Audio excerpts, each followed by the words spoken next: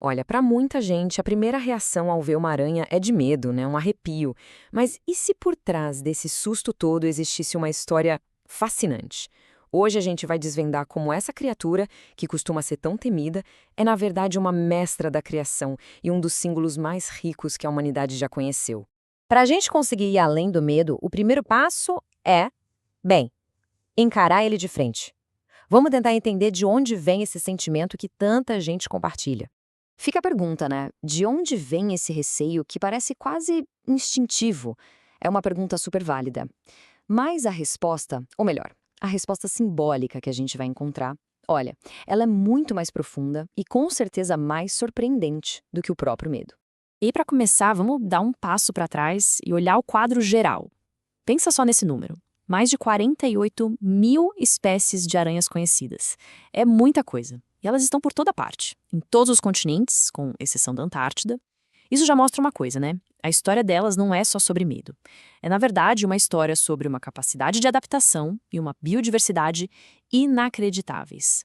Ok, e é agora que a coisa fica fascinante de verdade. Porque a gente vai falar da característica mais famosa, mais icônica da aranha: a sua capacidade de criar, de literalmente tecer a própria realidade a partir dela mesma. O jeito como a teia é feita é simplesmente impressionante. Pensa bem, a aranha produz uma coisa super complexa que sai de dentro do próprio corpo. Ela tem uns órgãos especiais lá no abdômen que guardam uma proteína líquida. Aí, quando essa proteína sai e entra em contato com o ar, puf, ela endurece na hora e vira o fio de seda. É um exemplo perfeito de como uma força criativa que está lá dentro se manifesta aqui fora, no mundo real. E esse material, gente, é de outro mundo. Para se ter uma ideia, um fio de seda de aranha, se a gente comparar o diâmetro, é 5 vezes mais forte que o aço. 5 vezes. Além disso, é super elástico, aguenta água, aguenta calor. E o mais louco é que até hoje, com toda a nossa tecnologia, a gente ainda não conseguiu criar nada que chegue perto dessa proeza da natureza. Ah, e agora um recadinho para os fãs de quadrinhos. O Stan Lee, gênio, acertou em cheio na força e na elasticidade da teia do Homem-Aranha. Isso é fato. Mas a localização, digamos que ele tomou uma liberdade criativa. A teia, na verdade, sai do abdômen da aranha, não dos pulsos. Mas tá tudo bem, né? São só detalhes. E é aqui que a gente chega no ponto principal. Essa habilidade incrível de tecer a partir de si mesma é isso que transforma a aranha no grande símbolo da materialização. É como se ela estivesse ensinando pra gente a usar o que temos por dentro, nossa criatividade, nossa paciência, para construir o que a gente quer no mundo, fio por fio. Mas não para por aí, não. O simbolismo da aranha vai além da criação. Ela também é um símbolo do equilíbrio, um equilíbrio perfeito entre forças que parecem totalmente opostas. Pensa comigo. A gente vê aranhas escondidas em buracos, em frestas no chão, super conectadas com a terra, com o escuro, quase como o submundo. Ao mesmo tempo, a gente olha para cima e vê o quê? As teias delas, lá no alto, entre galhos de árvores, dominando o elemento ar, se conectando com o céu.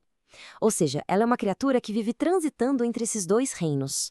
E essa capacidade única de ir do alto para o baixo, do céu para a terra, faz dela um símbolo vivo de uma coisa que muitas culturas antigas chamavam de axis mundi.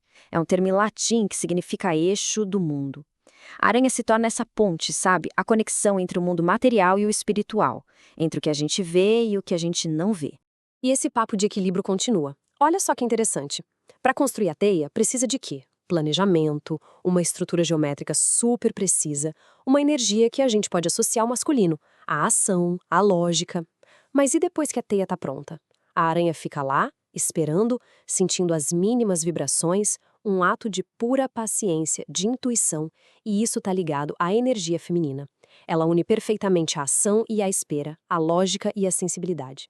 Então, com um simbolismo tão rico, tão poderoso e equilibrado assim, não é de se espantar que a aranha seja uma personagem principal em mitos e lendas do mundo inteiro, né?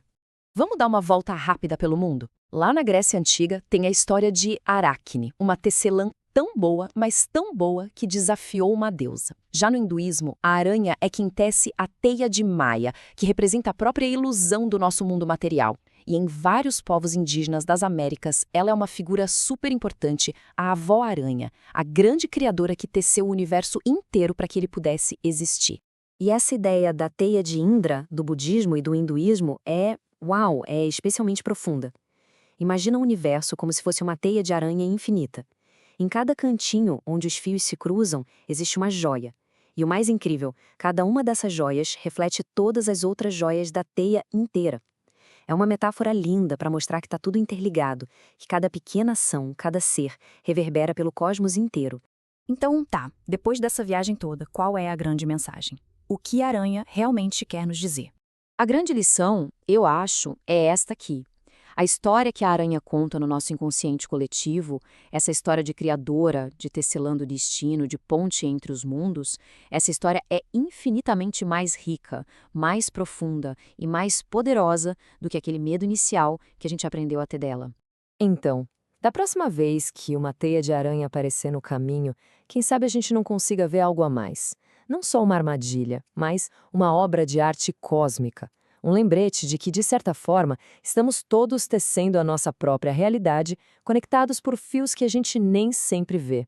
E fica a reflexão final. E se cada teia que a gente encontra por aí for, na verdade, um pequeno mapa de todo o universo?